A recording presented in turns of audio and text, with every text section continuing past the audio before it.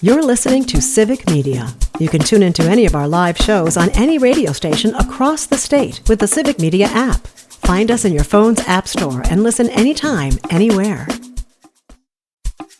This is your WLAK Daily News Roundup for Lake Air, 107.5 FM and 1260 AM in Amory.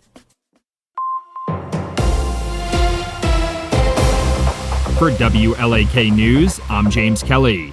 An Alaskan brown bear at the Lake Superior Zoo became the world's first known bear to receive a dental crown on Monday. According to zoo officials, one of their brown bears named Tundra had fractured one of his canines in 2023 before receiving a root canal and a different crown. This year, staff noticed that the old crown was also fractured and he needed a new one. The veterinarian who performed the procedure says it's the largest crown to ever be placed on an animal of Tundra's size. She also said the successful crown placement should last for the rest of his life.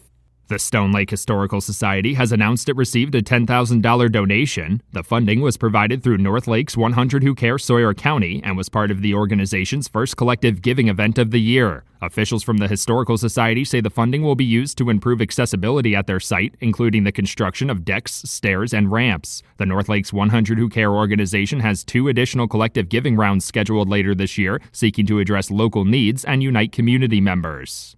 The Wisconsin Department of Transportation has reported over 50 incidents of pavement buckling across the state during the extreme temperatures over the weekend. DOT officials say the heightened risk of pavement buckling is now over with temperatures cooling down, but drivers should remain vigilant for the future. Pavement buckling can occur when rapid shifts from colder temperatures to hotter temperatures cause the pavement to expand and shift under the pressure, posing a significant risk to drivers who may hit an unexpected bump or dip.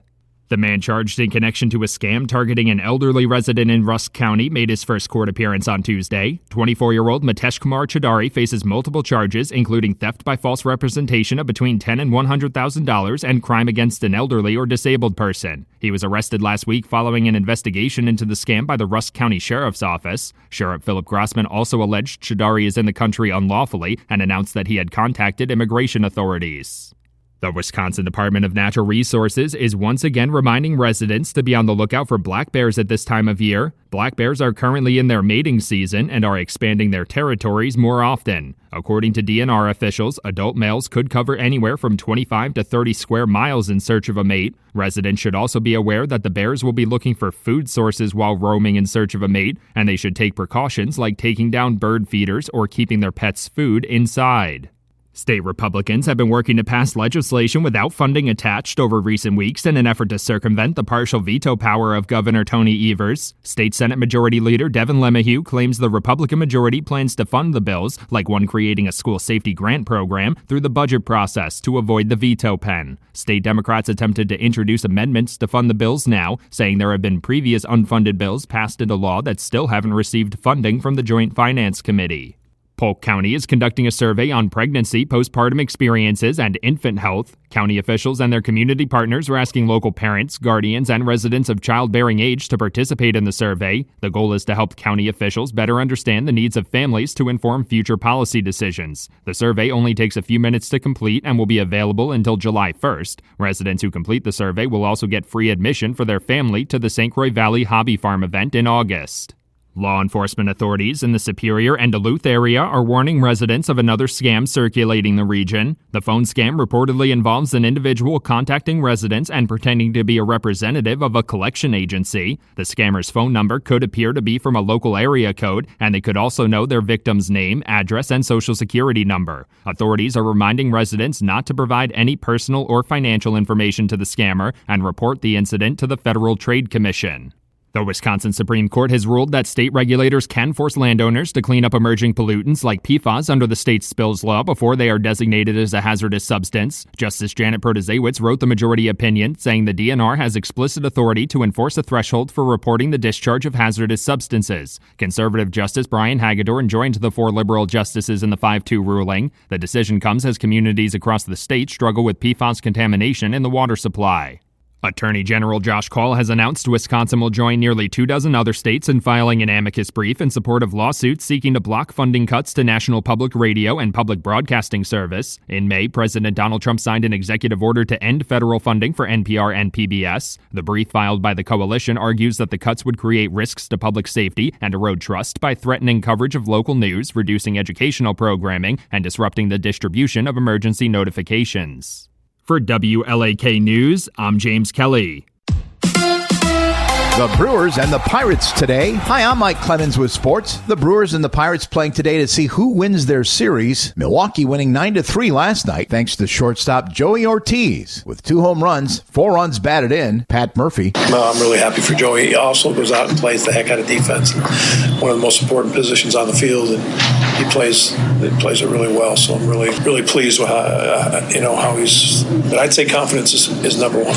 Basketball. Round 1 of the NBA draft is tonight. The Bucks don't have a pick until tomorrow night in the second round. NFL, former Packers and Jets quarterback Aaron Rodgers is now with the Steelers and was on the McAfee show asked, will this be his final year? Yeah, I'm pretty sure this is it. That's why we just did a 1-year deal. Steelers didn't need to put any extra years on that or anything. So, this was really about finishing with a lot of love and fun and peace. Great guys in the city that, expects you to win. That's Aaron Rodgers with Sports. I'm Mike Clemens.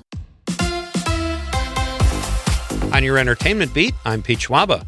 The box office saw a repeat champion from last week, a new horror flick that came in right at expectations, and one that absolutely flopped, coming in way under expectations.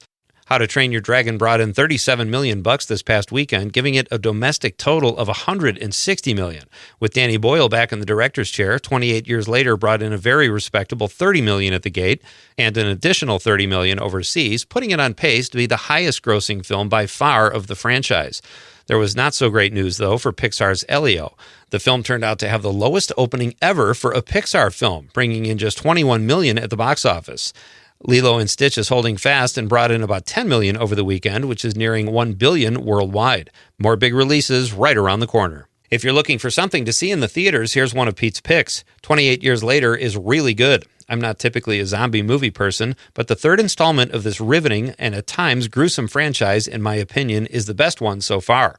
The film opens on a small island with people who have survived the rage virus and starts with a father and son going to the mainland. They barely make it back, but the son decides to take his mother back to the mainland after learning there is a doctor there who could possibly cure her unknown illness. If you like zombies or just great suspense, check it out. Speaking of the undead, Norman Reedus' The Walking Dead spin-off Daryl Dixon has a third season headed our way. The Walking Dead has birthed many undead spin-offs, and Daryl Dixon might be its most critically favored to date. Season 3 drops September 7th on AMC. The rich don't always get richer, just ask Barbra Streisand, who claims to have been grossly underpaid for her role as Roz Fokker, Greg Fokker's mom in Meet the Fockers and Little Fockers. The 83-year-old Oscar winner says she was really ticked off when she found out that Dustin Hoffman, who plays her husband in the films, made $7.5 million, and she was paid a paltry $7 million. If you're scoring at home, Hoffman has 2 Oscars for acting. Streisand has only 1. It's a bit unfair, but not like she'll have to supplement her income with a paper route. Just saying. Weekend 1 is in the books, but you still have 2 more weekends to check out Summerfest in 2025. Shows resume this Thursday, June 26, with acts like Willie Porter, the Psychedelic Furs, Local H, Billy Corgan and the Machines of God, the Mavericks, and the Killers. Summerfest takes place over 3 weekends, this being the second, so you still have lots of time to see some great music. For more showbiz fun, tune into Nightlight with me, Pete Schwaba, weeknights from 6 to 8 p.m. on the Civic Media Radio Network. We are watching a system that could bring some very heavy rain to much of the region over the next several days. 1 to 2 inches of rain widespread, with some locations getting 3 to 4 or more inches by the time everything winds down. High today, upper 60s to low 70s. Will stay in the low to mid 70s tomorrow. I'm meteorologist Sean Cable. Temperature now 65. That's your WLAK Daily News Roundup from Civic Media. Subscribe to this podcast on Spotify, Apple, or wherever you find your podcasts. Find more news at lakeair.radio. The national news cycle never stops, but it can be hard to find news about your local community. Civic Media is dedicated to providing quality local and state news coverage across Wisconsin. With the Civic Media app, you can get notifications about local stories that matter to you and your community. Find the free Civic Media app in your phone's app store and choose notifications from the menu to tell us what kind of news you want to hear about.